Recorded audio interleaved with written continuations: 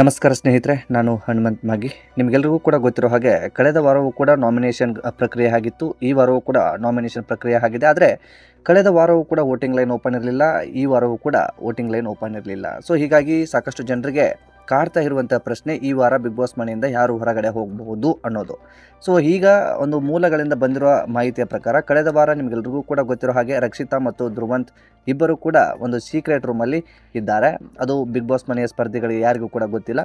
So ಈ ವಾರವೂ ಕೂಡ ಆ ರೀತಿಯಾಗಿ ಯಾರನ್ನು ಸೀಕ್ರೆಟ್ ರೂಮಲ್ಲಿ ಇಡುವಂತಹ ಸಾಧ್ಯತೆ ಇರೋದಿಲ್ಲ. ಹಾಗಾಗಿ ವೈಲ್ಡ್ ಕಾರ್ಡ್ ಎಂಟ್ರಿ ಮೂಲಕ ಎಂಟ್ರಿ ಆಗಿರ್ತಕ್ಕಂತಹ ಸ್ಪರ್ಧಿಗಳಾಗಿರ್ತಕ್ಕಂತಹ ಚೈತ್ರ ಮತ್ತು ರಜತ್ ಈ ಒಂದು ವಾರ ಬಿಗ್ ಬಾಸ್ ಮನೆಯಿಂದ ಹೊರಗಡೆ ಹೋಗುವಂತಹ ಸಾಧ್ಯತೆ ಇದೆ ಎಂಬ ಮಾಹಿತಿ ಕೂಡ ಲಭ್ಯವಾಗ್ತಾ ಇದೆ. ಎಷ್ಟರ ಮಟ್ಟಿಗೆ ಸರಿ, ಎಷ್ಟರ ಮಟ್ಟಿಗೆ ಸುಳ್ಳು ಅನ್ನೋದು ಕೂಡ ಗೊತ್ತಿಲ್ಲ. ಎಲ್ಲರೂ ಕೂಡ ಕಾದು ನೋಡಬೇಕಾಗಿದೆ. ಅಧಿಕೃತ ಮಾಹಿತಿ ಅಂತ ನಾವು ಹೇಳೋದಕ್ಕಾಗೋದಿಲ್ಲ.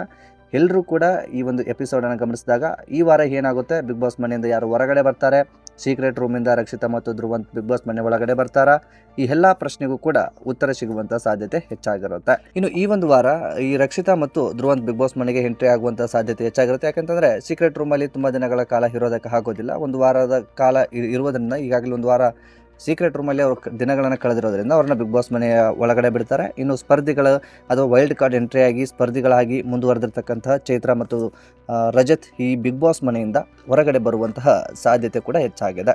ಸೊ ಈ ಕುರಿತಾಗಿ ನಿಮಗೆ ಅನಿಸುತ್ತೆ ಕಮೆಂಟ್ ಬಾಕ್ಸಲ್ಲಿ ಮೆನ್ಷನ್ ಮಾಡಿ. ಈ ವಿಡಿಯೋನ ನಿಮ್ಮ ಫ್ರೆಂಡ್ಸ್ಗೂ ಕೂಡ ಶೇರ್ ಮಾಡಿ.